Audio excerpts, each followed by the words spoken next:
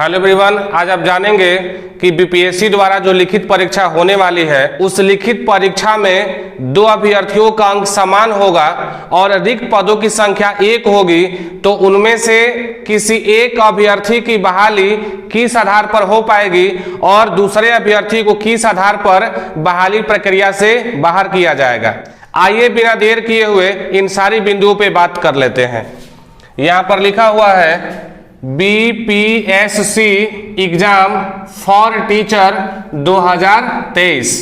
जो cut off बनेगा, जो मेधा अंक तैयार होगा, वो किस आधार पर तैयार होगा?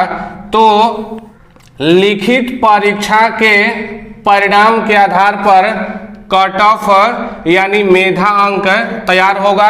ये बात आप पहले से भी जानते हैं कि जो लिखित परीक्षा होगी वो एक पद के लिए 2 परीक्षा होगी, जिनमें से एक भाषा की परीक्षा होगी जो सभी के लिए अनिवार्य होगा। भाषा के पेपर के आधार पर मेधा अंक नहीं बनेगा, जो दूसरा पेपर होगा उसी के आधार पर मेधा अंक तैयार होगा। तो आगे बात करते हैं कि अगर रिक्त पदों की संख्या 1 होगी और एक पद के लिए मोहन और सोहन दोनों फाइट करेंगे। मान लीजिए मोहन भी चाहते हैं कि हम इस पद को हासिल करें और सोहन भी चाहते हैं कि हम इस पद को हासिल करें, तो फिर किस आधार पर मोहन या सोहन में से किस अभ्यर्थी को इस पद पे बहाल किया जाएगा? मान लेते हैं मोहन का 120 में 90 अंक प्राप्त हुआ, सोहन का भी 120 में 90 अंक प्राप्त हुआ, तो अंकों के आधार पर दोनों अंक समान है। फिर किस आधार पर दोनों में से किसी एक को शामिल किया जाएगा? तो उस दशा में क्या होगा कि मोहन और सोहन का उम्र देखा जाएगा। मान लेते हैं कि मोहन का उम्र 25 वर्ष है और सोहन का उम्र भी 25 वर्ष है। इस आधार पर भी दोनों में से किसी एक की बहाली नहीं हो पाएगी। कैसे हो पाएगी? तो मान लीजिए मोहन का उम्र है 27 वर्ष और सोहन का उम्र है 25 वर्ष, तो इस आधार पर मोहन को ये पद प्राप्त हो जाएगा, लेकिन सोहन को पद प्राप्त नहीं होगा। सोहन को इस बहाली प्रक्रिया से आउट कर दिया जाएगा, बाहर कर दिया जाएगा।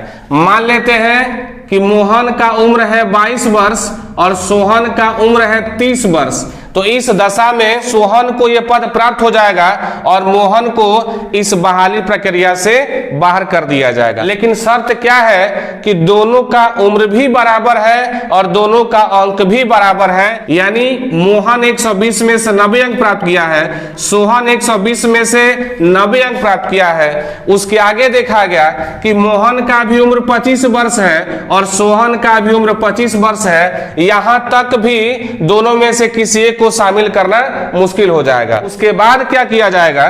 तो देवनागरी लिपि में वर्णमाला के अनुसार नाम डिसाइड किया जाएगा। तो वर्णमाला के अनुसार दोनों में से किसी एक को कैसे बाहर किया जाएगा? तो इसके लिए आपको हम एक एग्जांपल बताते हैं। मान लीजिए आप सभी जानते हैं कि प्रत्येक 5 वर्ष के बाद, प्रत्येक 5 वर्ष के पश्चात पंचायत स्तर पर चुनाव होता है। मुखिया का, सरपंच का, बीडीसी इत्यादि का चुनाव होता है। साथ में विधानसभा का भी चुनाव होता है। उसमें यह देखा जाता है कि जिस प्रत्याशी का नाम अ से रहता है उनका नाम ऊपर रहता है, पहले रहता है। उसके बाद जिस अक्षर का नंबर आता है उस नाम वाले उम्मीदवार को रखा जाता है। तत्पश्चात वर्णमाला के अक्षरों के नामों के आधार पर सभी उम्मीदवारों का नाम लाइन बाय लाइन लिखा रहता है। ये चीजें आप बखूबी जानते हैं।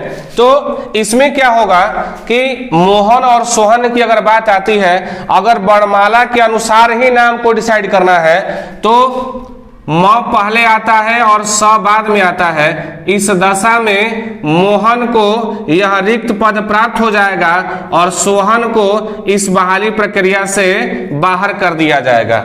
ठीक है, तो ये थी कुछ बेसिक जानकारी जिसके आधार पर आप जान पाए बीपीएससी के लिखित परीक्षा में अगर दो अभ्यर्थियों का अंक बराबर हो तो उस दशा में दोनों अभ्यर्थियों का उम्र देखा जाएगा। अगर दोनों अभ्यर्थियों का उम्र बराबर होगा तत्पश्चात देवनागरी लिपि में वर्णमाला के अनुसार जो नाम होगा उसके आधार पर किसी एक पद के लिए दो अभ्यर्थियों में से किसी एक को बहाली प्रक्रिया में शामिल किया जाएगा और दूसरे अभ्यर्थी को बहाली प्रक्रिया से बाहर कर दिया जाएगा।